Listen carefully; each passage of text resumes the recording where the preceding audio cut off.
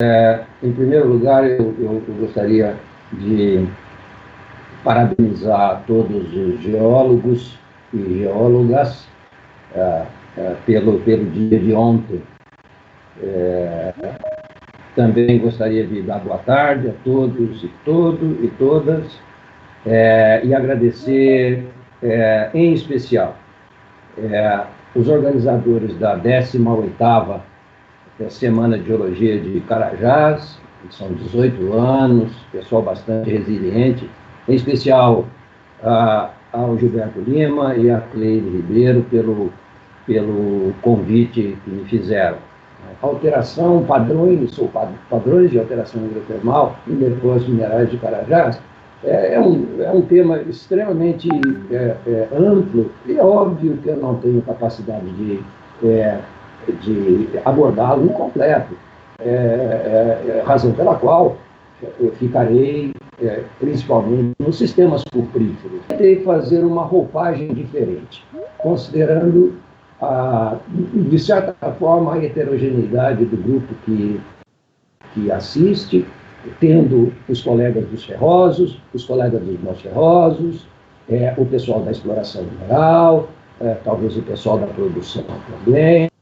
Então, como a audiência é bastante eclética, eu tentei colocar uma nova roupagem nessa apresentação, deixando-a, de certa forma, simples e geral. Vamos ver se dá certo. Bom, então vamos lá. Nesse caso, eu gostaria, então, de falar de províncias minerais. Raramente, províncias minerais são unidades monometálicas, ou seja, que apresenta uma commodity apenas. Geralmente, as províncias minerais elas tendem a ser multi-commodities, e esses multi-commodities são representados pela ocorrência de diversos tipos de depósitos. Depósitos que, por serem inerentemente diferentes, eles foram formados por uma combinação de processos geológicos que operaram durante o tempo. E isso é Carajás, né? Ou seja, nós temos os depósitos, os grandes depósitos de ferro, o carro-chefe da província em termos econômicos, nós temos os depósitos de minerais, tem-se os depósitos associados a intrusões ultramáficas, de níquel e de elementos do grupo da platina, tem-se os depósitos de ouro, os depósitos de cobre e ouro, e, finalmente, aqueles de cobre e ouro, nem sempre com ouro, mas certamente com cobre, mas sempre acompanhados de concentrações expressivas de óxido de ferro, que são aqueles depósitos chamados IOCG. Então, essa é uma província mineral dentro do conceito que eu já coloquei. Eu não vou aqui me deter à geologia de Carajás, porque todos, sem exceção, estão muito bem localizados, né? Sabem que nós temos um embasamento, que é um complexo Xilu, com gneiss, com bigratitos, com granulito, sobreposto, aliás, de idade meso-arqueana, ou seja, mais antigo do que 2,8 giga-anos, sobreposto a essa unidade, esse embasamento, unidades vulcano-sedimentares, como o superduto Itacarunas, aqui no Nordeste, o Rio Novo, uma sequência também vulcano-sedimentar lá para oeste, que é a região do Atiri, possivelmente cronocorrelato ao Itacaiunas, mas isso ainda para ser melhor definido. Todas essas sequências sendo recortadas por granitoides neo-arqueanos, de idades em torno de 2,6, mais ou menos alguma coisa, assim como intrusões ultramáficas, também de idades correlatas. Sobreposta a essas unidades vulcano-sedimentares, uma unidade essencialmente siliciclástica, que é a formação do fresco, a formação águas claras, cuja idade, seu posicionamento dentro da estratigrafia, ela ainda é debatível, e no final de tudo, a entrada desse magmatismo anerogênico do Paleoproterozoico no entorno de 1,88. Aqui no mapa estão lançados uma boa parte dos sistemas cupríferos de Carajás, indo do extremo mais leste para o extremo mais oeste, muitos dos quais o grupo da Unicamp já abordou. Uma outra observação em relação à província mineral é que durante a sua evolução, ou seja, durante a sua tectônica, durante eventos magmáticos, durante o metamorfismo, se for o caso, esses eventos eles são marcados por diversos processos que podem se sobrepor e que liberam fluidos hidrotermais. E aqui, então, eu vou me concentrar nos depósitos de origem hidrotermal. A consequência dessa longevidade e sobreposição de eventos que liberam fluidos hidrotermal, a consequência disso é a formação de diversos tipos de mineralização.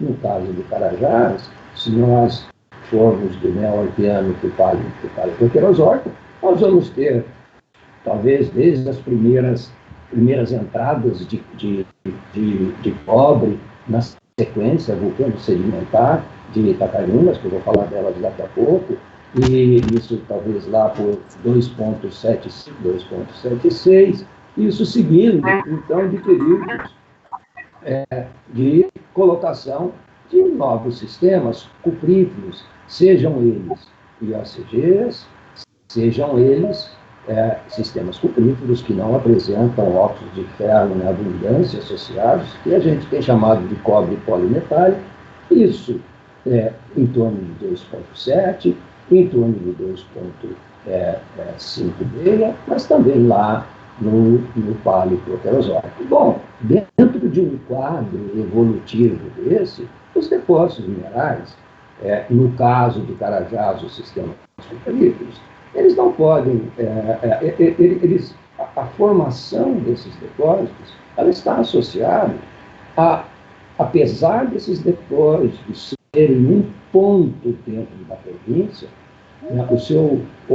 a sua geração, ela ela é explicada, ou ela é devida, ou ela é resultado de um conjunto de processos geológicos que operam, que se processam dentro de uma escala temporal e dentro de uma escala espacial. Ou seja, processos que operaram em larga escala, ou seja, grandes eventos de escala regional, que liberaram fluidos, que trouxeram metais, até aquela escala onde esses metais foram concentrados, onde um determinado sistema cuprífero se formou. Então, a formação de depósitos minerais é um conjunto de processos que operam em diversas escalas espaciais e temporais. Isso é o conceito de sistema mineral. Nesse slide, esse é um slide conceitual sobre o sistema mineral que vocês já conhecem, né? Ou seja, é um slide em que mostra situações em diversas escalas, por exemplo, aqui na escala de crato ou na escala de província, até a escala onde os depósitos, aqui revelados em amarelo, estão se formando. Mas a formação desses depósitos, tendo como exemplo nosso estudo de caso Carajás, depósitos de cobre, sejam eles IOCGs ou não, vão depender de processos que estão aqui em larga escala, como aqueles que vão ocorrer na escala do depósito. Nesse caso, existem vários parâmetros que são importantes a serem definidos em grande escala. Quais são os grandes eventos que, por exemplo, foram fontes de fluidos ou de magmas e que trouxeram metais e seus ligantes. Sim, ligantes. Os metais em fluidos hidrotermais, eles não são transportados de forma isolada, como íons, não. Eles precisam se combinar com outros componentes para poder formar complexos iônicos, né? E, nesse caso, o cloreto e o enxofre são dois componentes extremamente importantes para transportar ou combinar com metais. Mas de onde esses ligantes e metais vêm? Isso significa que não só precisamos de fontes de grandes eventos para liberar fluidos que trazem metais, mas nós também precisamos de energia para fazer com que esses fluidos possam ter uma circulação de larga escala dentro de uma determinada província. Mas também não adianta, se nós tivermos energia e esses fluidos não tiverem por onde circularem. Aí vem a arquitetura estrutural de uma província, ou seja, grandes estruturas regionais que fazem com que esses fluidos, independente de sua origem, possam, então, circular, reagir com as rochas, capturar metais e seus ligantes, até chegar nesse ponto ou nesses pontos onde nós estamos interessados. Mas também não adianta toda essa arquitetura fazendo com que fluidos possam se movimentar em larga escala dentro de uma província, se nós não tivermos locais onde esses fluidos, carregando esses metais, possam se concentrar, possam se focalizar. Se isso não ocorrer, por exemplo, dentro de uma armadilha estrutural, simplesmente esse sistema vai se disseminar e os metais não vão ficar concentrados e você não vai ter depósito. Mas também não adianta você ter todo esse processo mais regional até chegar no seu depósito, com o fluido se concentrando, encontrando a sua armadilha estrutural, mas esse fluido não passar por nenhum choque físico-químico para fazer com que o seu conteúdo metalífero, no caso do nosso exemplo, do cobre, de ouro e outros metais associados, venham a se intensificar. Né? Aí é que aqueles processos de redução, oxidação, mistura de fluidos, se tornam importantes para poder fazer com que os metais venham a se concentrar naquele ponto que eu estou aqui mostrando. Né? E mesmo se você chegar ao final e formar esses diversos depósitos petrolíferos, ou se não houver nenhum mecanismo de preservação, esses depósitos simplesmente, por meio de processos pós-deposicionais, podem serem destruídos. E é uma combinação de fatores, sendo que se um deles falhar, nós não vamos ter minério. Né? Bom, mas dentro desses processos, para trazer metais, para trazer ligantes, mas principalmente metais, províncias têm que ter fertilidade, né? No caso de Carajás, será que temos fertilidade? Ora, certamente que sim, né? Eu aqui me atrevo a dizer que uma das fontes férteis de Carajás, onde viu muito fluido e contribuiu com metais, foi a própria sequência vulcano-sedimentar do superduto de Itaperuna, mas sem esquecer que nós também, durante a sua evolução, deve ter tido a participação do manto litosférico subcontinental e que já estava metasomatizado e também fértil, né? Pronto para que outros processos, por exemplo, pudessem carregar esse. Uma evidência, acredito que bastante interessante, que papers recentes têm trazido, da importância do superduto Itacaiunas como fértil, né? São esses nódulos de calquirita que ocorrem aqui na sequência do Igarapé-Bahia.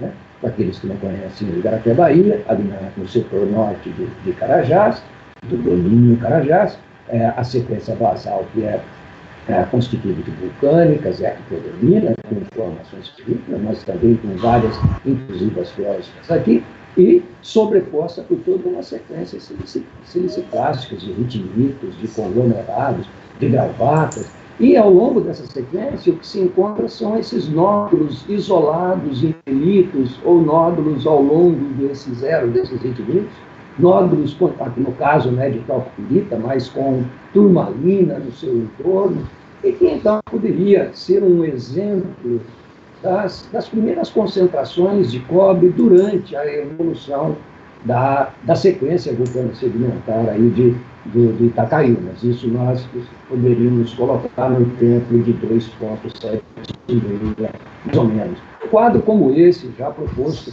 pelo Gustavo Melo, né, professor da UFOP, onde teríamos aqui centros exativos durante a formação da sequência vulcano-sedimentar, já precipitando sulfetos, no caso de agenéricos. Mas as evidências dessa fertilidade de Itacaiunas não fica aí se nós formos lá no Tarzan. Né? O Tarzan é aquele depósito de cobre e cobalto. Olha aqui, cobalto, com concentrações de até 10 mil ppm, juntamente aqui com cobre, um depósito de cobre e cobalto, e que tem uma sequência siliciclástica também com ritinitos, também com conglomerados e com grauvatas, né? Onde, no caso, os nódulos aparecem também, mas são nódulos, nesse caso, de pirrotita e cobaltita, aqui no entorno, com turmalina, com clorita, com quartzo, inclusive nódulos que causam um abalamento, né, da superfície de S0 dessas sequências sedimentares. Então, mais uma evidência de fertilidade para uma província mineral do tipo Carajás. Né? Eu falei que grandes eventos regionais, seja em 2,7, seja em 2,56, seja em 1,98, eles trazem e devem trazer fluidos, mas para isso esses fluidos têm que encontrar grandes canais para se movimentarem e para interagir com as rochas e potencializarem, né? Se potencializarem como carregadores de metais. E aqui, de novo, o Carajás tem, né?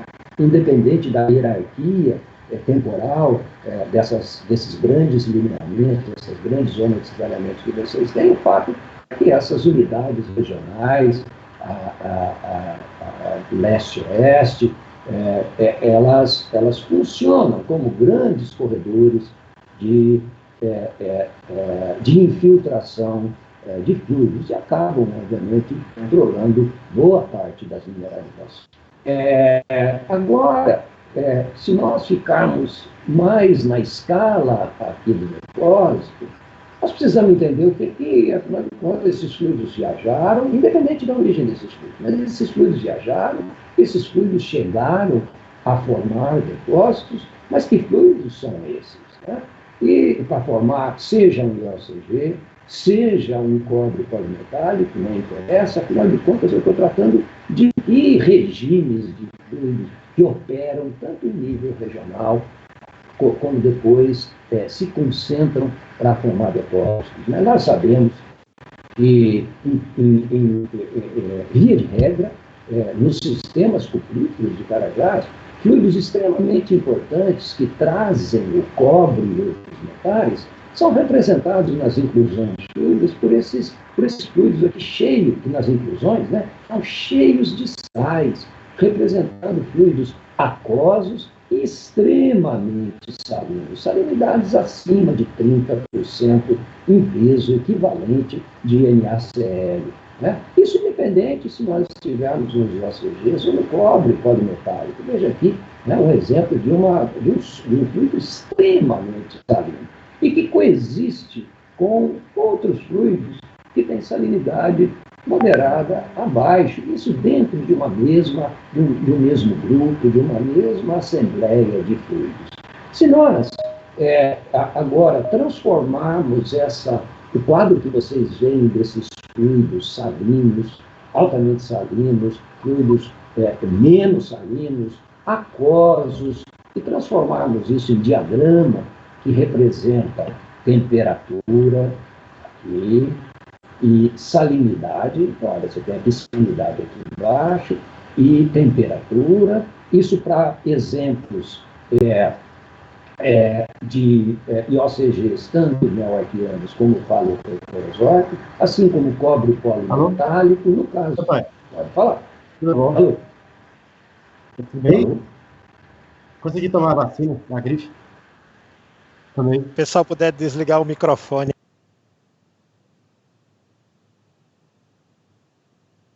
Não, professor. Agora você tá sem som, você tá sem áudio.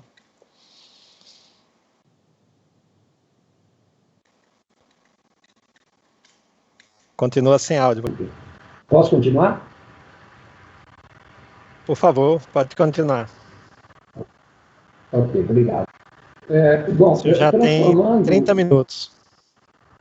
Só para a sua referência, aproveitando. Não, obrigado. Continua, por favor, controlando o meu tempo, sim, por favor. Então, voltando aqui à questão de nós estarmos agora na escala de depósitos, em todos os casos nós sempre vemos isso, né?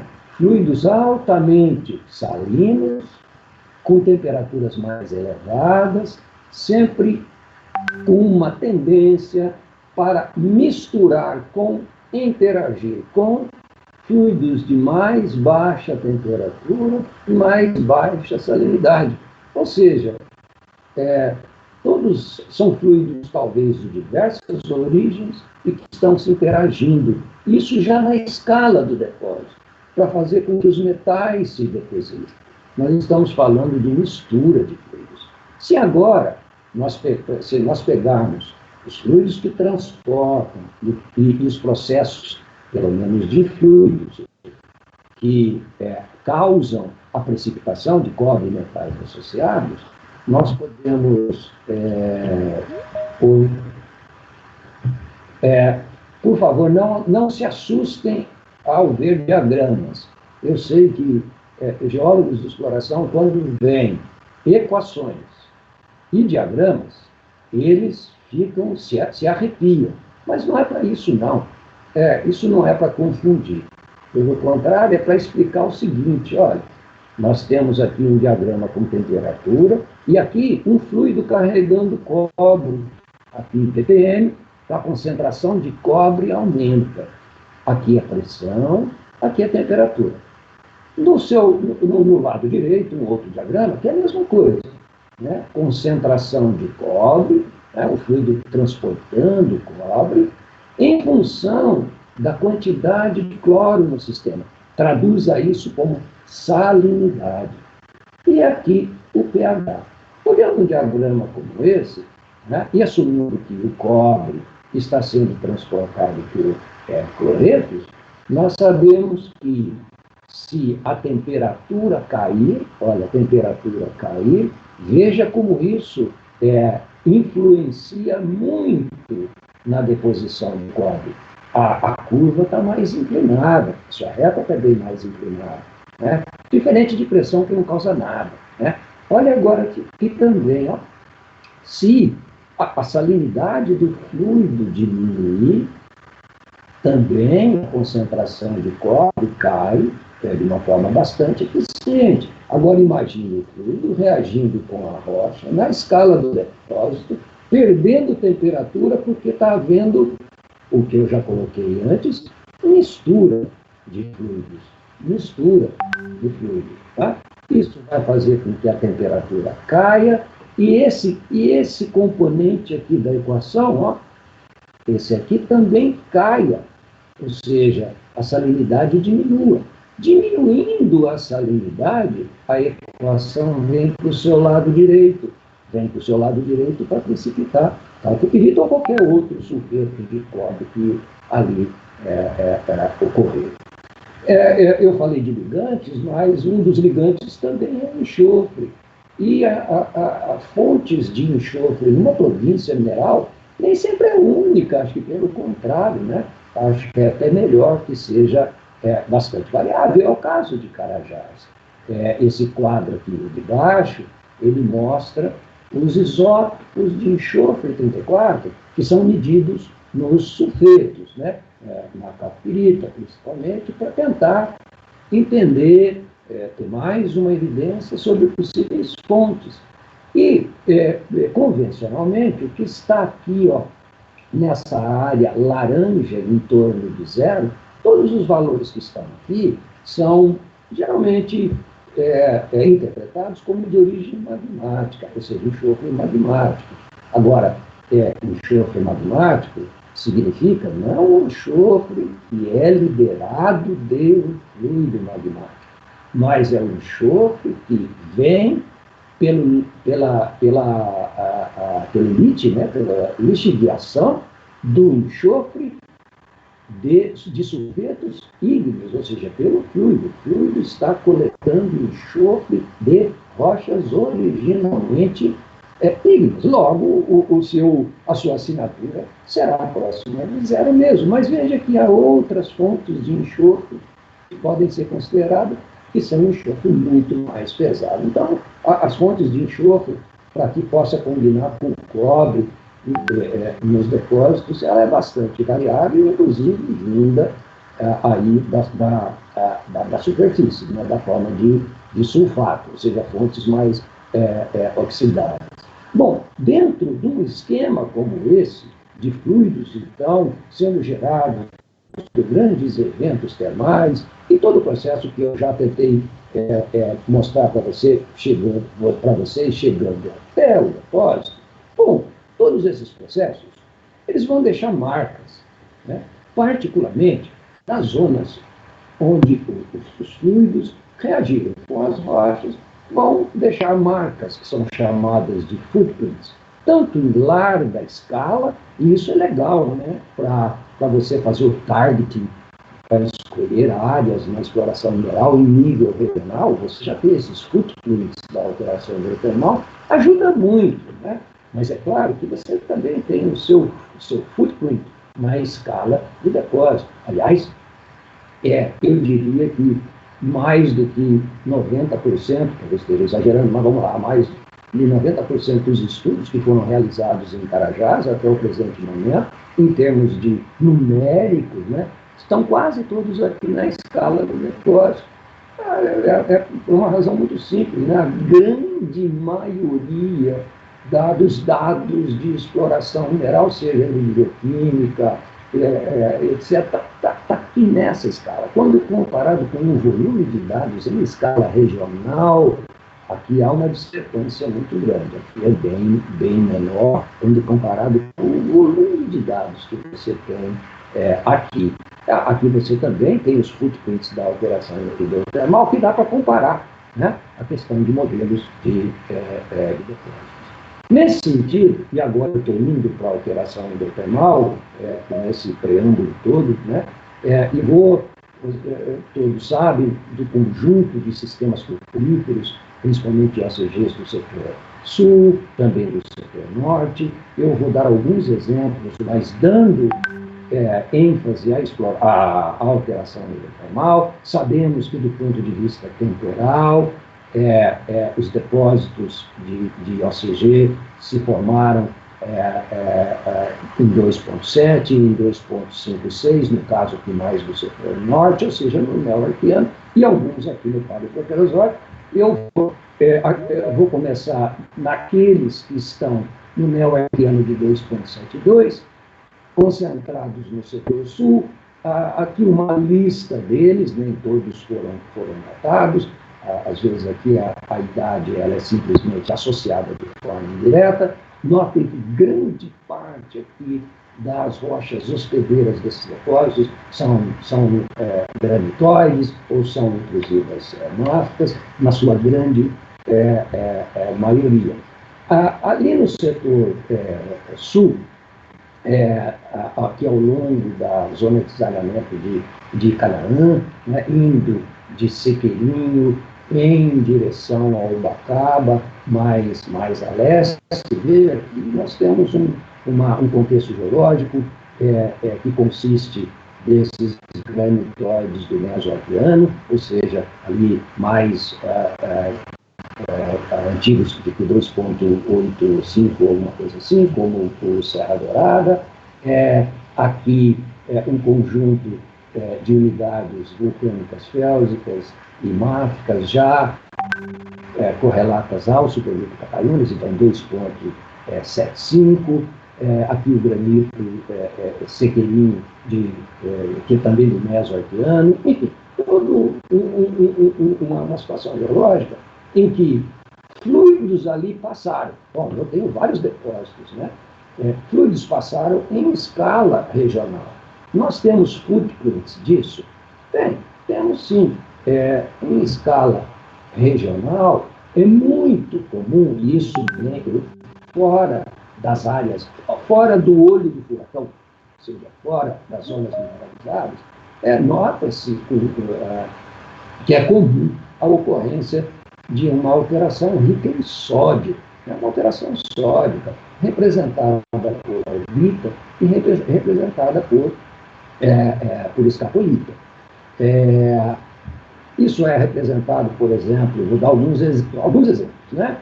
Esse é o granito Pedra Branca, com esse padrão anastomosado, esbranquiçado, com aurita e escapolita.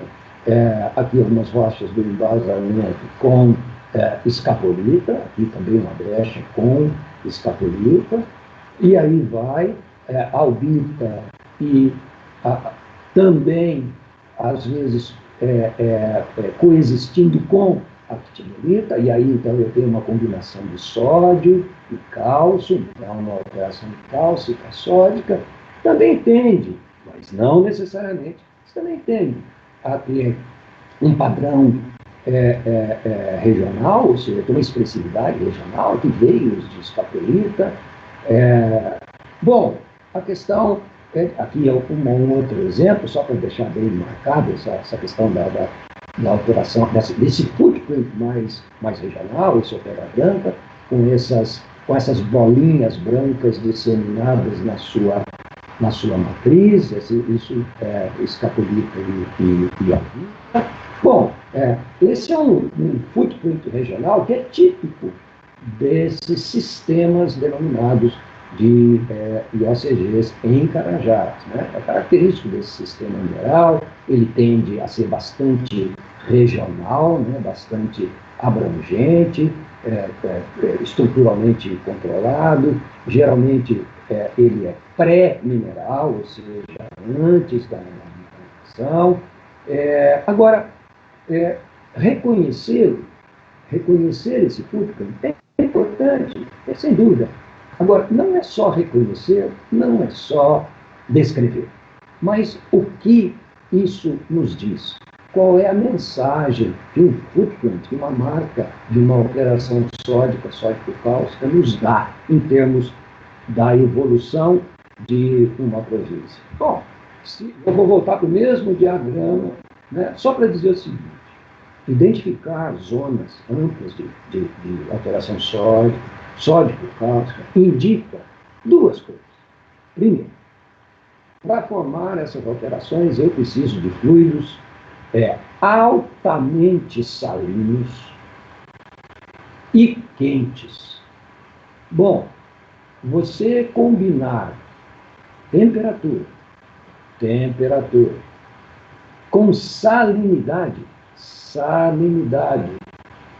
isso junto potencializa muito o fluido para transportar cobre. Então, ao identificar essas zonas de alteração hidrotermal, esses fluidos, eu já sei que esses fluidos regionais eram quentes e eram muito salinos. Para quem não se lembra, escapolita simplesmente é um feldespato, né? Ele tem a fórmula de um feldespato. Só que a estrutura dele é muito aberta, porque ele se forma a alta temperatura. Então, a estrutura cristalina é tão aberta que permite a entrada de voláteis, carbonato, né, CO3, mas também de cloro, né, de NaCl, que não se encaixa em qualquer sistema, em qualquer mineral, a qualquer condição. Tá? E, além disso, ao identificar essas zonas, elas não deixam de ser importantes vetores para mineralizações, no caso de sistemas cupríferos, que já você começa a se orientar dentro do sistema hidrotermal. Aqui, ainda no setor sul, falando dos IOCGs do Neoarquiano 2.7, aqui é só um resumo, obviamente muito incompleto, porque não pega os detalhes, simplesmente é um grande panorama dos footprints. O que eu já falei do sódico cálcico, de extensão regional, aí partindo para sistemas já cálcico férrico, representado por vários minerais cálcicos e mais o óxido de ferro, no caso magnetita. Esses sistemas aqui podem já conter mineralização, ou então esse sistema pode evoluir para alterações potássicas, inclusive com a magnetita associada, por isso que é potássica férrica, que também pode conter mineralização, e aqui à sua esquerda vocês vão ver alguns exemplos desses sistemas nessa ordem, e o sistema terminando com um pouco mais frio, com uma alteração representada por ferrita, silicílio, cloreto, carbonato, magnetita, quartzo. Esse sistema aqui é só uma representação. Não significa que todos os depósitos e todos os sistemas têm que seguir exatamente esse padrão. Tá? O exemplo que eu vou dar é o exemplo clássico, já apresentado por outros colegas meus em situações similares nas apresentações da Vale. Eu vou dar um exemplo da mina do Sossego, mais em especial aqui do Porto Sequeirinho, né? A sequência de alteração aqui que ocorre, em particular, sobre o granito sequeirinho, que é do Meso. Essa é uma sequência muito clássica, apresentada várias vezes. Aqui o granito sequeirinho já rosado, em função de uma alteração dominada por albita, uma alteração sódica, e que aos poucos, indo à sua direita, a alteração sódico-cálcica vai se dominando, né? Com a entrada de actinolita, já com um pouco de magnetita, aos poucos vai dominando os minerais com cálcio, a actinolita, a apatita, a magnetita, e exatamente essa alteração com a actinolita, a apatita, o óxido de ferro, que vai balizar a brecha mineralizada do sequeirinho com esses clastos constituídos de magnetita e actinolita, e numa matriz muito rica em calcita e outros minerais de alteração de hidrotermais. Notem que, nesse caso, a alteração potássica, seja com biotita ou com feldespato potássico, ela está pobremente desenvolvida neste caso. Aqui é só mais um slide, só para mostrar essa passagem do granito com sequeirinho, né, com alteração sódica, e gradualmente se tornando mais esverdeado em função da entrada de actinolita e juntamente com magnetita e apatita, até a mineralização. E aqui eu volto para aquele slide em que eu mostrei do sul, né, com sequeirinho aqui a oeste, até Bacaba a leste, onde eu tinha mostrado uma alteração mais regional, sódica cálcica, mas especialmente sódica. E que agora, todos esses círculos menores, no entorno de cada depósito, é a alteração associada à mineralização. É aquele processo que ocorre na escala do depósito, né? Aqui, por exemplo, no Sossego, que eu vou mostrar daqui a pouco, com uma alteração potássica, um principal potássico, com biotita, junto aqui com a magnetita, a mesma coisa ali para Jatobá. Já o castanha tem uma alteração sódico-cálcica bastante importante. Aqui o bacaba com uma alteração ferro-potássica associada à mineralização. Veja que o conteúdo metálico nesses depósitos, apesar de terem cobre e ouro, e muitos há um estoque metálico adicional, como o castanha aqui tendo níquel e zinco, como o Jatobá tendo níquel. Então existem essas variações. Indo para o setor norte, também eu vou dar alguns exemplos, sempre focado na alteração hidrotermal, padrões gerais, né? Aqui é uma lista dos depósitos, que obviamente não se restringe aqui, mas são os depósitos em que nós, na realidade, investigamos, nem todos com idades.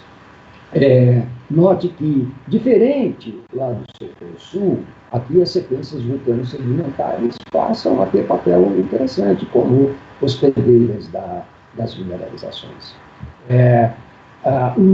Eu tentei aqui reproduzir o mesmo quadro geral que eu fiz para o setor sul, para o setor norte, com os principais padrões de alteração hidrotermal para esses sistemas cupríferos do Neo-Arqueano de idade de 2,56. Continuamos aqui com uma alteração sódico-cálcica, que é regional, mas depois, mais aqui embaixo, a alteração potássica férrica, seja por fosfato potássico ou biotita. O sistema pode evoluir para cloreto e carbonato, ok, mas o que chama a atenção nesses depósitos é a entrada de uma alteração hidrotermal muito rica em ferro, né? Representada por minerais do tipo grunerita, almandina, e mesmo turmalina. Turmalina não é muito comum no setor sul, naqueles depósitos que estão encaixados em intrusões geológicas ou máficas. Tá? A turmalina se torna bastante importante aqui no setor norte. Essa questão da entrada da grunerita e da almandina, hidrotermais, não só reflete a questão da temperatura de formação, mas também a influência da rocha hospedeira, lembrando que aqui a influência da sequência vulcano-sedimentar se torna mais importante para produzir essa grunerita e almandina. Nesse sentido, vou dar um exemplo e vou repetir aqui a apresentação do meu colega Gustavo Mello. Essa apresentação publicada no Mineral Depósito em 2017, dando a visão de Salobo, nesse caso, encaixado aqui no Igarapé gelado, no inácio do Igarapé gelado, à medida que a deformação aumenta, ou seja, ao ingressarmos em zonas bem mais deformadas, esses guinais se transformam ou são substituídos gradualmente para rochas ricas em antibólio, gradualmente indo para zonas mineralizadas e mais deformadas. Aqui temos rochas que contêm quantidades variadas de granada almandina, grunerita, biotita, a biotita, no caso, substituindo sempre os dois anteriores, e chegando a corpos ricos em magnetita, onde estão as mineralizações de mais alto teor, com bonita e calcocita. Aqui, apenas para ilustrar o que eu disse, saindo aqui do Igarapé gelado, do Guinais, uma rocha bastante folhada, entrando nessa região aqui, onde o Guinais se passa a ser uma rocha mais rica em antibólio, não só com actinidita, mas com grunerita, né, entrando ferro no sistema, em zonas mais internas, entrando granada, grunerita com certeza continuando, aí a biotita, e a biotita, a biotita geralmente ela ela substitui tanto a granada quanto a grunerita, isso intercalado aqui com regiões ricas em turmalina, e o minério, né? O minério maciço, rico em magnetita, granita e calcita, e aqui simplesmente um detalhe disso, eu não vou entrar aqui, não vou explicar nada disso, mas simplesmente mostrar que a mineralização está aqui, com magnetita, granita, calcita, mais ou menos calcita, englobada por uma alteração potássica com biotita, que substituiu aquela alteração mais rica em ferro com minerita e granada. Se nós formos para os depósitos de IOCG, mas agora, do Paleozoico proterozoico, apesar de haver algumas controvérsias de ser ou não ser, mas não tem problema. No Paleozoico, o padrão de alteração do retinol, ele difere um pouco, considerando aqui esses exemplos, é óbvio, sempre considerando o universo que nós vemos, né? Já a alteração sódico-cáustica, cáustico-férrica, ela já se torna bem mais pobremente desenvolvida em relação a uma alteração que passa a ser mais importante, que é a alteração potássica férrica, representada por biotita, por fosfato potássico, juntamente com magnetita, que pode envolver mineralizações. Ou então, o sistema continua a evoluir e entra numa alteração mais hidratada, com clorita, com silicita, com carbonato, quartzo, que também pode conter mineralizações. Eu vou dar o exemplo do sossego, que todos conhecem, o sossego, corpo, dentro da mina do sossego, ao lado do sequeirinho. E parto aqui do granito do sossego, que é 2,75, que tem alteração sódica e alteração com sódico-cáustica com actinolito, tem, mas ela é pobremente desenvolvida quando comparada com a alteração potássica, que se torna bem mais desenvolvida em direção a monas mineralizadas e que depois é sobreposta por uma intensa fase de cloritização.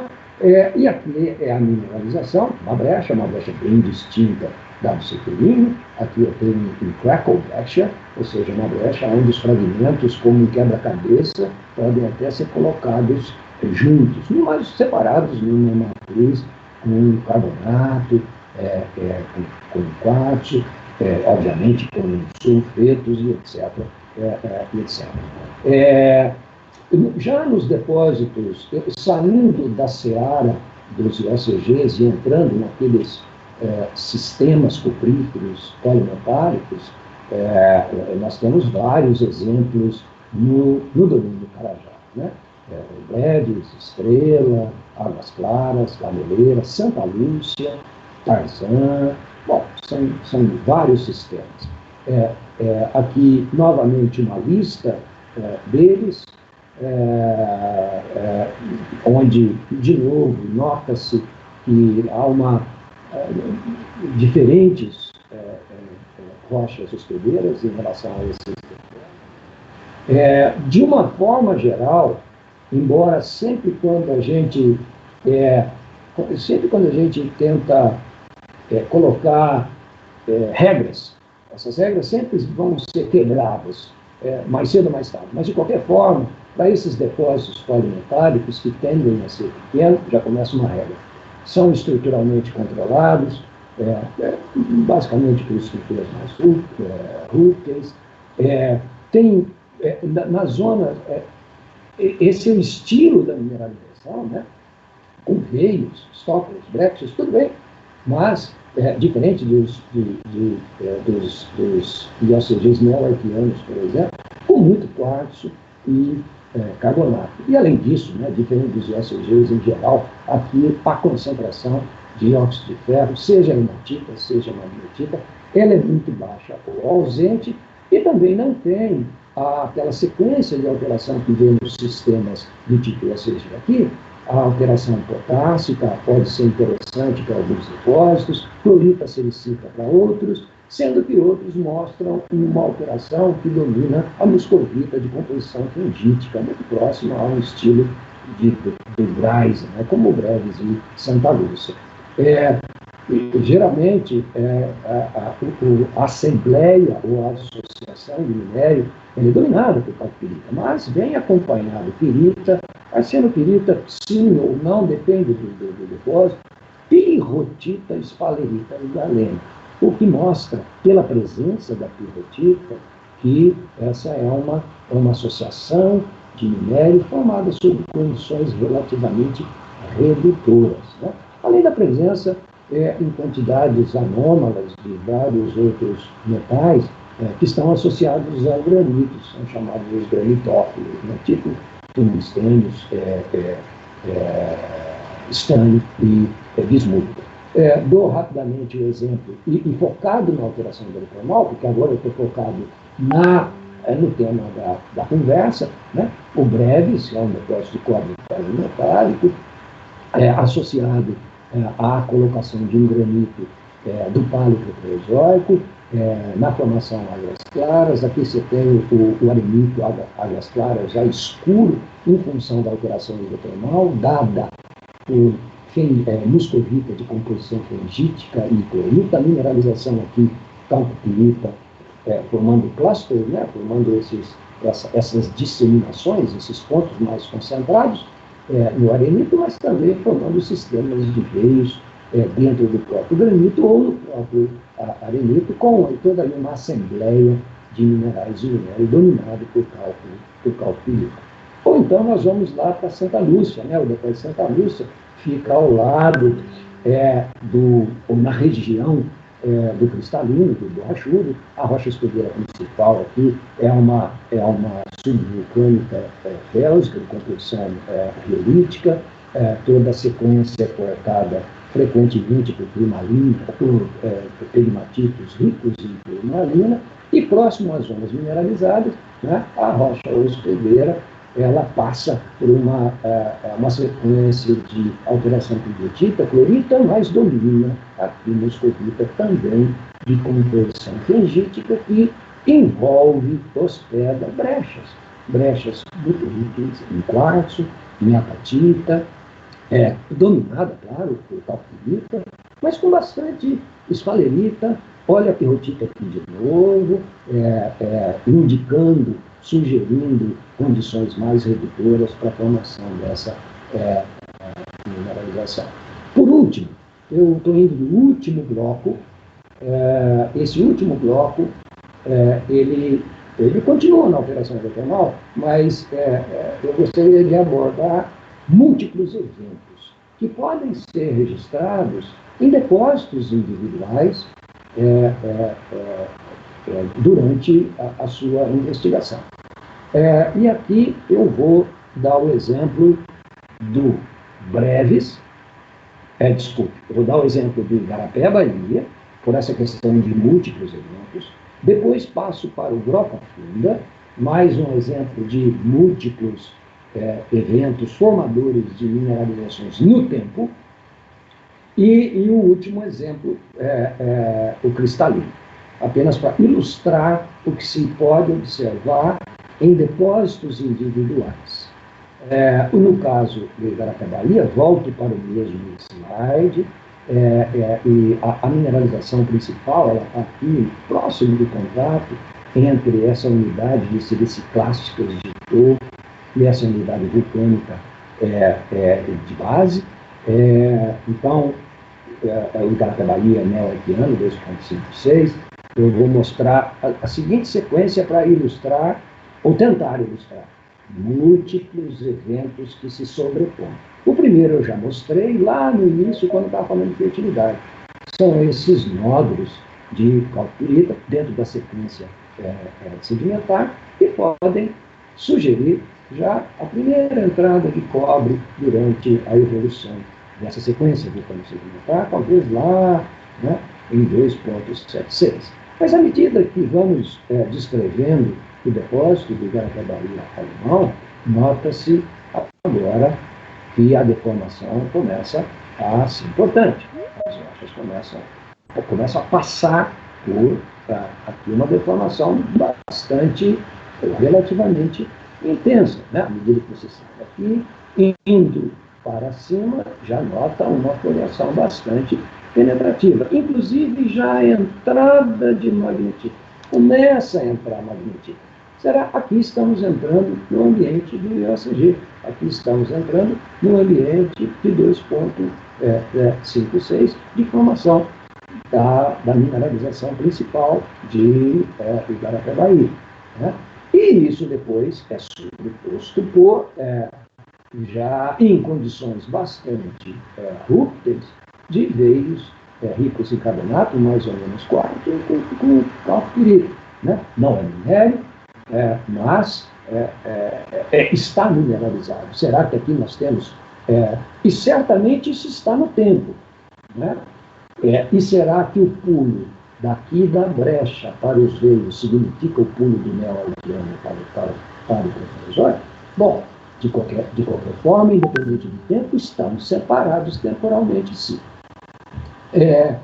O Grota Funda, vou seguir a mesma linha, mas o Grota Funda, no caso aqui, são rochas vulcânicas, já com alteração sódica, sódico-cálcica. Essa alteração ela é sobreposta por uma alteração rica em ferro, que eu já mencionei aqui, com grunerita, com granada almandina, né? E aqui nós já vamos ter a primeira mineralização de cobre, associado a esse metasomatismo mais férrico. Nessa mineralização, há molibdenita. Essa molibdenita foi datada do Grota Funda, isso foi pelo Rafael Unger, está publicado no Econômico de Aula de 2018, dando o neo-arquiano, de 2,53, mais ou menos, aí esse erro grande. Mas, aparentemente, essa sequência de alteração e mineralização não parou por aí, porque em outros setores o que vê agora é uma zona fortemente deformada, com a entrada de biotita, quartzo e uma nova mineralização, só que agora uma mineralização dominada por calcopirita e pirrotita, que não havia na mineralização anterior. As condições aqui mudaram, ficaram mais redutoras. Isso seria simplesmente uma evolução do sistema mineralizante dentro de um mesmo tempo, ou estamos aqui tratando de tempos diferentes, neo-arquiano versus paleoproterozoico?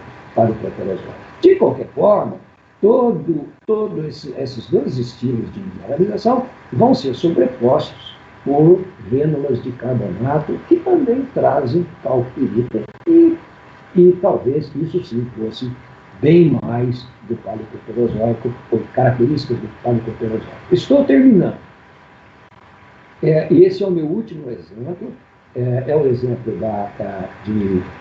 do cristalino, na parte sul. Esse é um trabalho do Gustavo Craveiro, que publicou no Journal of Brazilian Geology e também no Journal of South American Earth Science, em 2019. Aqui nós temos uma sequência de vulcânicas máficas, vulcânicas ácidas, subvulcânicas, onde as mineralizações do cristalino estão hospedadas. Essa sequência toda tem intercalações de formações ferríferas, e o trabalho dele mostra de novo, né, aquela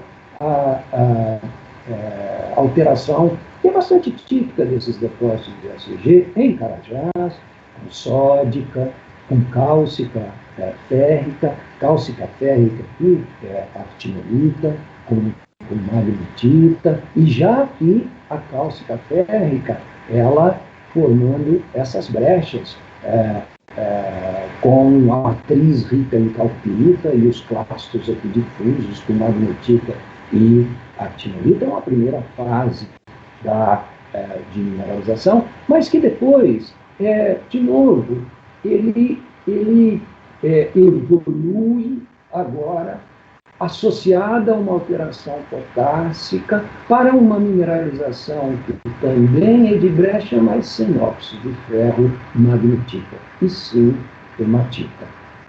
Então, demonstrando aqui condições que o regime de fluidos está adquirindo condições mais oxidantes, né?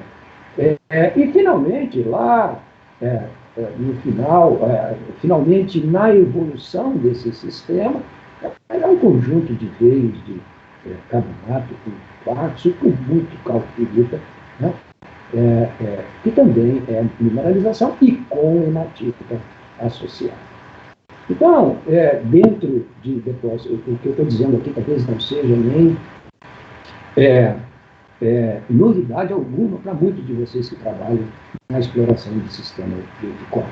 Mas pode ser novidade para outros que estão trabalhando em sistemas ferrosos e às vezes passam por cima de cobre, né? Bom, deixa eu lembrar a vocês o seguinte: quando nós... eu estou no final, estou concluindo, desculpa. Quando nós descrevemos a alteração hidrotermal, isso eu sempre digo, essa é uma opinião pessoal minha, obviamente que não precisa ser de acordo de todos. Não é só descrever uma alteração. Uma alteração, ela pode ser escrita, mas você pode agregar valor à sua descrição, interpretando-a. Ou seja, tentando entender o que é que ela lhe mostra em termos da evolução do sistema hidrotermal. No caso da alteração hidrotermal, ela lhe dá dois dados principais qualitativos. É temperatura e pH do fluido. Se você sai de uma alteração potássica e termina numa alteração argílica, certamente o pH desse fluido foi de mais alcalino para extremamente ácido, né? De uma temperatura maior para uma temperatura menor, se estamos falando de caulinita, ilita. Então, a alteração hidrotermal é para isso, é para nos situar dentro do sistema hidrotermal em termos da evolução dele, dando dados qualitativos de temperatura e pH. Isso tem que ser combinado com a descrição da mineralização. Não é só descrever, eu tenho X, Y e Z. Não, o que X, Y e Z em conjunto me dizem? Mas aí eles dizem o quê? Eles me dizem, ou dão dados, ou indicam, ou sugerem, melhor dizendo, a fugacidade de enxofre do fluido. Esse A aqui é atividade, mas pode substituir por F. E se o fluido, né, se no momento, se no processo as condições eram mais redutoras ou mais oxidantes. Então, eu ter uma paragênese com calcopirita, bornita, magnetita e pirrotita significa que eu estou em condições mais redutoras do meu sistema. Se eu tirar aqui a pirrotita da jogada, né, e agora pôr um pouco lá para cima e ficar com bornita, ou então calcopirita, mas agora não magnetita, quem está dominando é a hematita, as condições de formação da mineralização está bem diferente. Quer dizer, as condições oxidantes aqui são muito significativas. Agora, veja, eu só estou variando isso, ou seja, redutor ou oxidante. Eu também posso variar horizontalmente as condições do fluido ter mais enxofre ou menos enxofre. Se eu tenho aqui uma mineralização com magnetita junto com bornita e calcopirita, isso significa que esse meu fluido faltou enxofre no momento em que o fluido estava reagindo com as rochas para formar a mineralização, para depositar o cobre. Chegou um momento que todo o enxofre foi embora. Não sobrou ferro, mas o ferro não pode ficar órfão. Ele tem que se unir a alguém. Quem que ele se une? Ao oxigênio, e vai dar a magnetita. Ou então, ao oxigênio em condições mais oxidantes para dar a hematita. Se eu vou para a minha direita e deixo o meu fluido mais carregado de enxofre, eu não preciso formar a magnetita. Né? Aqui eu tenho meu polimetálico, aqui eu tenho meus IACG. Agora, se eu lançar todo mundo aí, toda a galera de sistemas cupríferos, eu teria mais ou menos um esquema como esse. Por favor, tomem esse diagrama, essas bolotas coloridas, com certo cuidado. Isso é só uma maneira de mostrar as diversas condições de formação aí dos nossos sistemas cupríferos em Carajás. Para terminar, as conclusões nem são conclusões, são observações. Por que nós é importante a identificação de padrões de alteração hidrotermal? Porque são exatamente nesses locais onde as mudanças ocorrem. Mudanças ocorrem em função de vários parâmetros em que está ocorrendo no seu sistema hidrotermal, no seu fluido, né? Temperatura, o pH, se ele está mais oxidante, se ele está menos oxidante, tudo isso, gente, vocês podem qualificar, não é quantificar, é qualificar pela sua descrição, agregando um valor adicional interpretativo a ela. Só isso, não precisa dar número, é qualificar, né? E, por favor, na descrição, evite a palavra hidrotermalito. Hidrotermalito é um termo em que, quando se aplica, você demonstra, ou você não, nós demonstramos a nossa fraqueza no entendimento do que está sendo descrito, porque ele não significa nada. Né? Não existe a palavra hydrothermalite em inglês. Não existe isso. Procura no dicionário, vai no Google. Você não vai encontrar hydrothermalite. Isso é coisa de invenção nossa.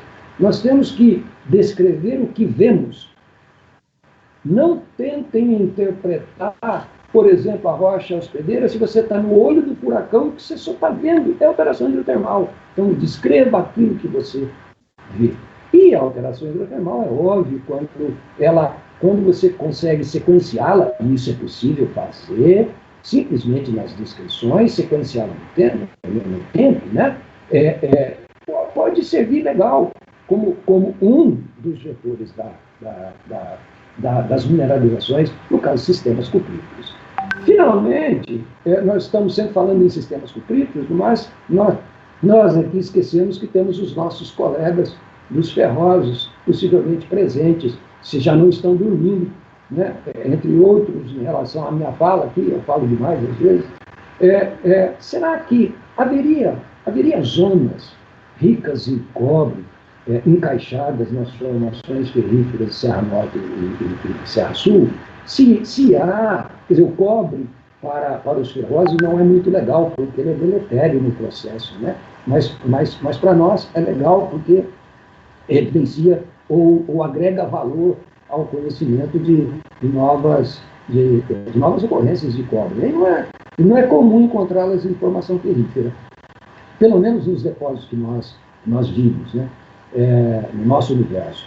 Agora, se toda a sequência, se todo o domínio Carajás teve uma vida longeva, do Neoarquiano ao Paleoproterozoico, sempre com eventos produzindo fluidos independente da sua origem, bom, certamente as formações ferríferas não ficaram incólumes, né, de ver fluidos, certamente viram fluidos. Quais foram os efeitos da alteração hidrotermal nas formações ferríferas, nessas rochas? Alguma implicação na formação ou no upgrade do minério de ferro? Isso já esse é um outro assunto, um assunto que já foi abordado, ou tem sido abordado pelos colegas da Federal de Minas Gerais, a UFMG, mas, enfim, é um campo todo aberto que trazendo a experiência da alteração hidrotermal dos cupríferos, isso talvez possa ser também aplicado guardando as devidas proporções para os ferros. Com isso, eu termino, agradeço bastante a paciência de vocês, espero que eu tenha sido claro, apesar das repetições em que certamente eu tive que fazer relacionada às apresentações anteriores de meus colegas. Forte abraço a todos e bom, ficamos aqui na espera de perguntas, se houver perguntas. A primeira, fala, Felipe, tudo bem? Obrigado pela pergunta. Essas idades de 2.1 e 2.0 são registradas, sim. Elas têm sido registradas em alguns depósitos. Agora, o problema é o que ela significa. Né? Ela significa mineralização? É isso que precisa ser melhor investigado. Né? Que há mineralização para o proterozoico, ok. Agora, de 2.0, há registro. Mas isso significa o quê? A idade também de mineralização faz parte de um evento mineralizado ou não? A segunda pergunta é do Valtinho. Valtinho, forte abraço. Obrigado pela sua presença, obrigado pela pergunta. Bem, a primeira vez que foi sugerida a presença de evaporitos, no caso do meta-evaporitos, foi no trabalho de isótopos de boro, né, na revista Geology, em 2008, em Carajás. Né? E naquela época, você tem meta-evaporitos no Arqueano, a sua preservação não é algo fácil. Mas os dados de boro 11, né, extremamente pesado, levam a isso. Né? Recentemente, no trabalho da Mineral em Depósito, você e o Cabral sugeriram turmalinitos e albititos numa sequência sedimentar como possíveis representantes de meta-evaporitos. É possível, mas, olha, Walter, é sempre sujeito a chuvas e trovoadas, tá? Outra coisa é de que, mais tarde, após o trabalho de 2008 do Jacques Dubos, nós também nos utilizamos de halogênios, né? Halogênios em fluidos, nas inclusões fluidas, de vários depósitos. Né? E, de novo, essa presença não magmática, eu não estou dizendo que não haja a presença magmática, estou dizendo a presença não magmática também foi muito forte para vários depósitos. Só que, no caso, não fluidos evaporíticos, mas, na realidade, fluidos derivados, marinhos, derivados da evaporação da água do mar. São chamados de fluidos, são bacinais, né? E são chamados de bittern. Bittern não tem tradução em português, né?